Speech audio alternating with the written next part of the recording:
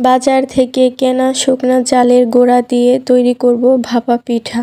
Hello everyone, আসসালামু আলাইকুম, welcome back to my channel. আশা করি সবাই অনেক ভালো আছেন। আজকে আমি শেয়ার করব বাংলাদেশের জনপ্রিয় একটি পিঠা, ভাপা পিঠা। অনেক সময় দেখা যায় এই পিঠা তৈরি করার সময় ভেঙে যায়, ফেটে যায়। কিছুটা ঠান্ডা হলে এই পিঠা শক্ত হয়ে যায়, একদমই ভালো লাগে না। আজকে আমি পারফেক্ট ভাপা পিঠা সকল রকমের টিপস এবং ট্রিক্স সহকারে শেয়ার করব, যেন পিঠাগুলো ঠান্ডা হওয়ার পরও সফট থাকে আর তৈরি করার সময়ও যেন এগুলো ভেঙে না যায়। ভাপা পিঠা তৈরি করার প্রধান উপকরণই হচ্ছে গুড়। এখানে আমি গুড়গুলো কেটে নিয়েছি।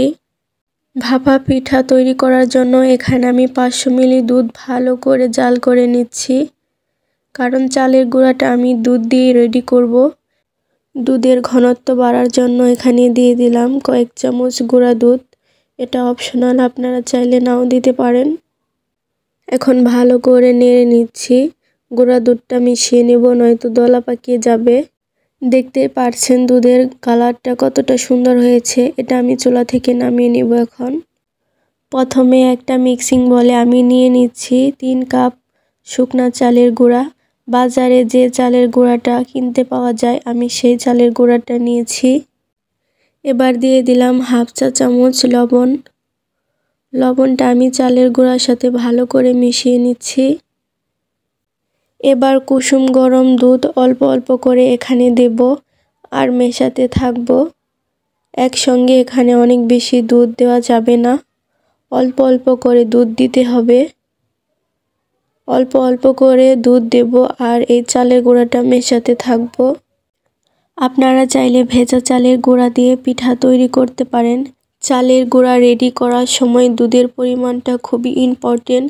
দুধের পরিমাণটা যদি কম হয় তাহলে পিঠা ভেতরে কাঁচা থাকবে আর ভেঙে যাবে। চালের গুঁড়াটা আমি পারফেক্টভাবে তৈরি করে নিয়েছি। এবার অল্প অল্প চালের গুঁড়া আমি চালনিতে নিয়ে নিব। এবার এই ছাঁকনির সাহায্যে চালের গুঁড়ো চেলে নিচ্ছি। এভাবে চেলে নেওয়ার কারণে ভাপা পিঠা অনেক বেশি সফট হবে। চালের গুঁড়া চালার পর ঠিক এইরকম হয়েছে। পিঠাগুলো তৈরি করার জন্য ছোট কাপ নিয়েছি। দিয়ে দিলাম তৈরি করা চালের গুঁড়া অর্ধেকটা, হালকা হাতে ছড়িয়ে দিচ্ছি। এরপর দিয়ে দিচ্ছি আমি খেজুরের গুড়। ভাপা পিঠায় গুড়ের পরিমাণটা বেশি দিলে খেতে ভালো লাগে। আবারও তৈরি করে রাখা চালের গুঁড়া দিয়ে দিলাম। আবারও দিয়ে দিলাম গুড়।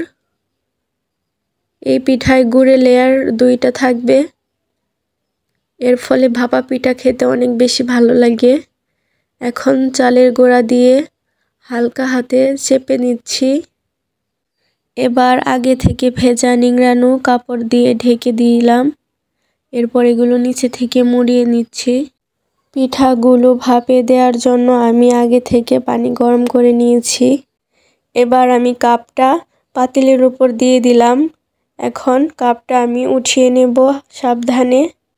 পিঠাটা চারিপাশ দিয়ে কাপড় দিয়ে ঢেকে দিচ্ছি। এখন ঢাকনা দিয়ে ঢেকে দেব, কিছুক্ষণ অপেক্ষা করব।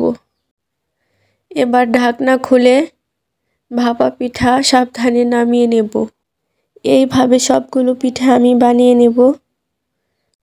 আমি একদম সহজভাবে আজকের এই ভাপা পিঠা রেসিপি শেয়ার করার চেষ্টা করেছি। আমার মনে হয় আজকের এই রেসিপি দেখে আপনারা সবাই ভাপা পিঠা খুব সহজেই তৈরি করতে পারবেন। আর ভিডিওটি ভালো লাগলে অবশ্যই লাইক এবং সাবস্ক্রাইব করে পাশে থাকবেন। আল্লাহ হাফেজ।